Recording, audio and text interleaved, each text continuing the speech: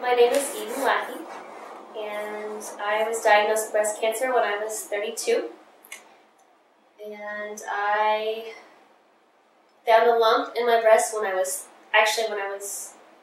30, and had a mammogram and ultrasound, and the radiologist told me that it was fibrocystic, blah, blah, blah, come back when you're 40.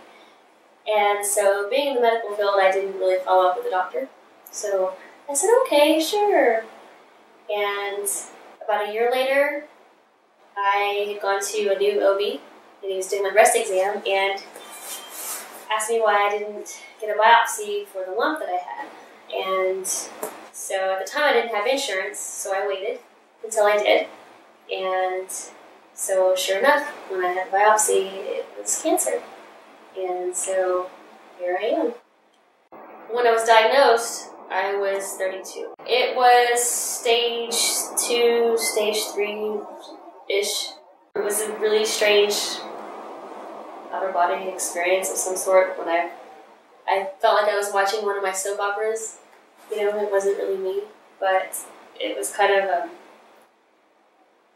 it was like Twilight Zone. I just went with emotions, but when it finally hit me that I had cancer, the second that I realized it, I just got into fight mode and was like, let's do this. I had gone to the breast cancer conference in New Orleans, and I went by myself, so I didn't really know anybody there, and I was kind of walking around like a lost little puppy and didn't really know what to do. So Dusty kind of took me under his wing and said, hey, come over here, we can all hang out, and you're going to have some lifelong friends that you're going to love. And sure enough, I have some amazing, wonderful friends because of it.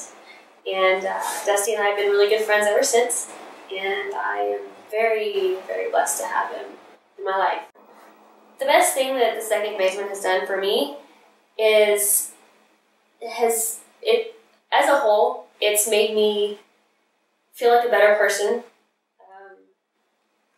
Dusty has a way of putting smiles on survivors' faces and makes people understand it a little bit better. And even myself, I've seen cancer in a whole new light because of Dusty and the things that he said and the way that he talks about it, and it helps tremendously.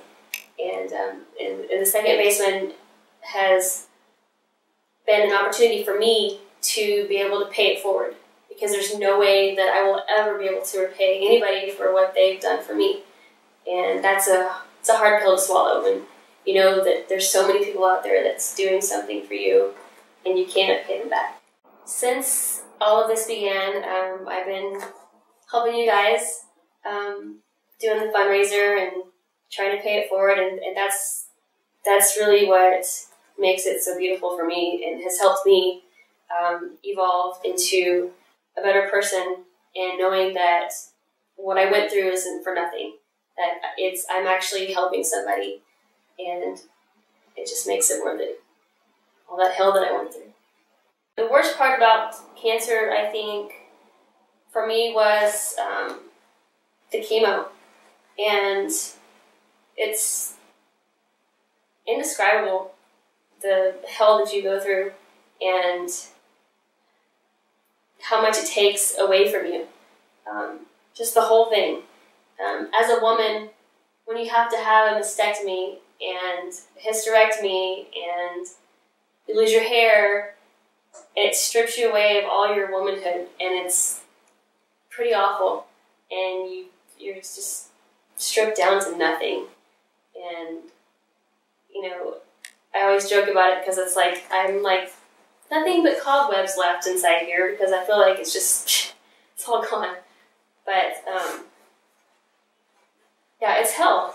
I wouldn't wish it on my worst enemy. But at the same time, even though the cancer nearly killed me, I think it kind of saved my life, because I appreciate my life more, and I see things in a different light now. So, I've always been a person who, I've always said that I would always want to win the lottery so I could help others. I don't care about the money myself. I just want to be able to help others. And when I was sick with cancer, and insurance fought me the whole way, and I had a hard time paying for it, and I had insurance, so I can't even imagine what it's like not having insurance at all. And so I just would love to just do everything I can to help others, and know that they're not going to be struggling in that aspect, because it's hard, it's tough. I mean, on my worst days, when I was just praying to God to just take my life because I couldn't handle it anymore, I found a way to get through it, and I'm glad I did. Tonight is a great example of showing me how awesome it is to help others and to be able to raise money, and it's awesome.